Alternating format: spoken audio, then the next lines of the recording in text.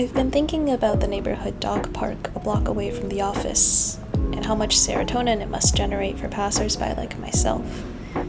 It's not really on my way home, but the wagging tails and soaring leaps are worth every second of the detour.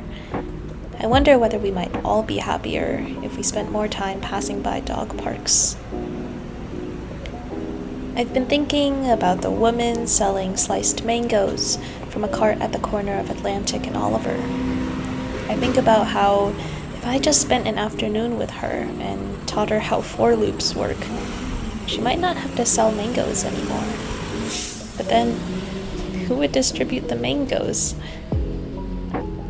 I've been thinking about how he asked me not to squeeze his cat plushie too tightly, as if some part of his childhood self were still trapped inside, screaming out, "I'm still here! Take care of me too!" Maybe someday I too will learn to feel bad for the last noodle in the pot. This summer, I'm working as a software development intern at Amazon in Boston. I'm living in an apartment in North End, so I walk along this quaint little route through the city to work every day. I've gained a certain fondness for the lively path. The man hosing down the Freedom Trail in front of his restaurant to prepare for a day of business. The energetic duckboat salesman offering tourists a day of merriment. The hustle of Boston's best and brightest scurrying to their cubicles to sync up with their colleagues and tackle some action items. When I first moved here, I was surprised at how city of a city Boston was, with its parks and historic downtown and colleges and rats scurrying about at sundown. It's nice to be a part of something bigger than me that could function without me, but functions slightly better with me. I've also been thinking about all the things I don't have to think about, because someone somewhere thinks about them for me. Every light bulb changed when I'm not looking, every napkin holder refilled before I'm seated, every road repainted when the streets are empty.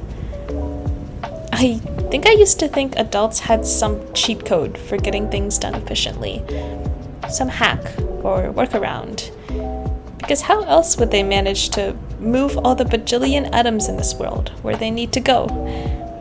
But I'm starting to see that even the most complex of infrastructures, from the Big Dig to AWS's cloud, can be decomposed into individual objects and actions that require careful thought.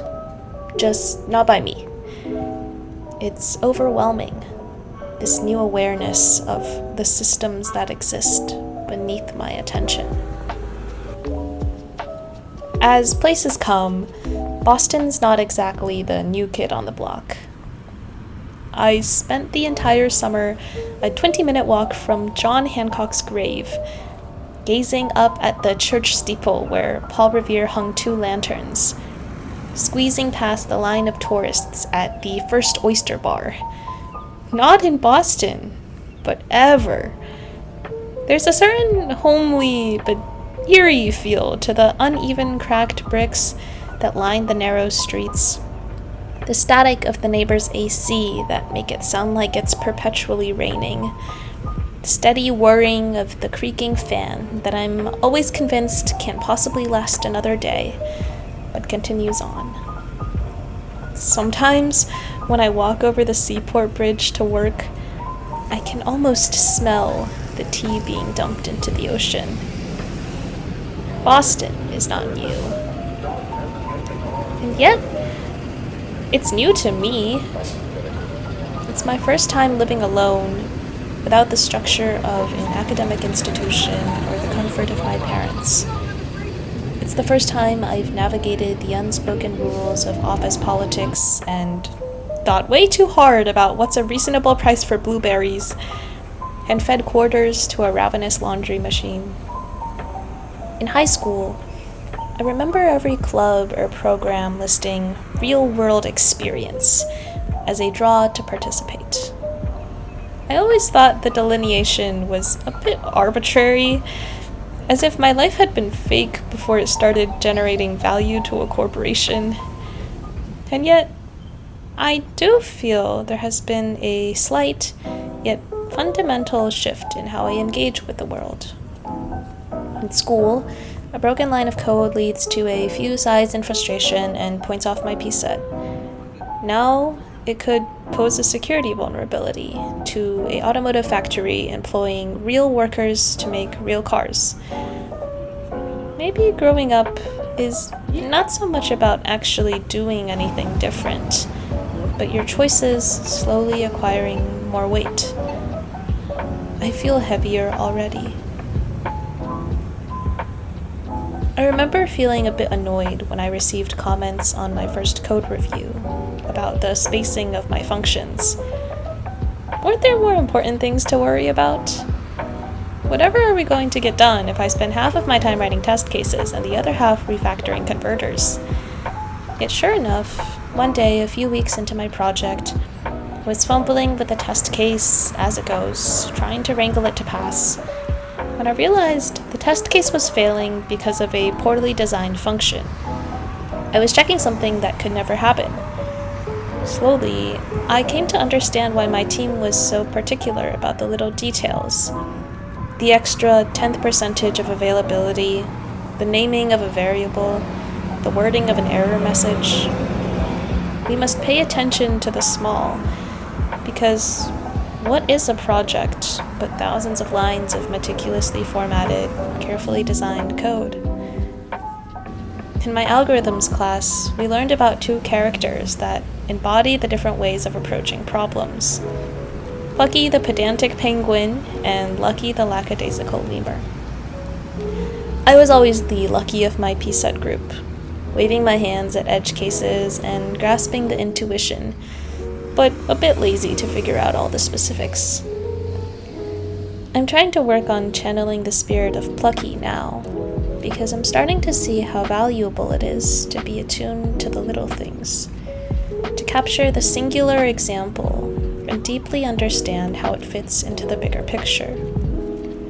My short stories professor always encouraged us to notice the hyper-specific details in a story, and how they provide more clarity than any general phrase could. Maybe it's not just in programming or writing.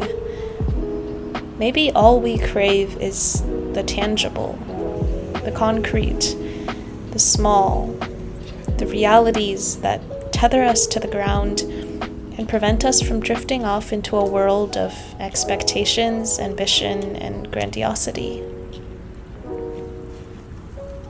When people ask me how I ended up in Boston of all places, I always say I put Seattle as my first choice and Boston second.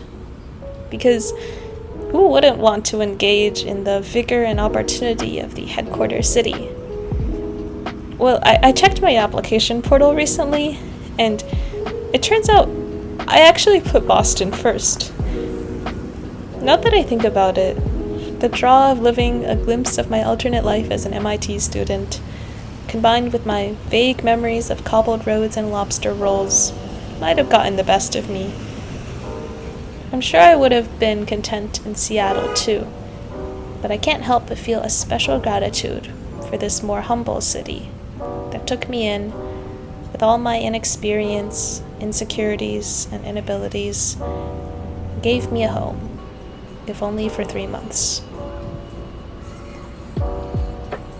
Maybe one day I'll be back for a conference or visit or to stay, and I'll grab another cannoli from Mike's Pastries and take it to eat by the swings. Maybe I'll watch the children splash away in the fountains and look up at the omnipresent State Street building and watch another one of those mesmerizing sunsets by the pier. Maybe I'll remember the dog park, the woman selling mangoes, the cat plushie, and smile at all the small ways this city has shaped me in the way that small things do. Thank you, Boston. Until we meet again.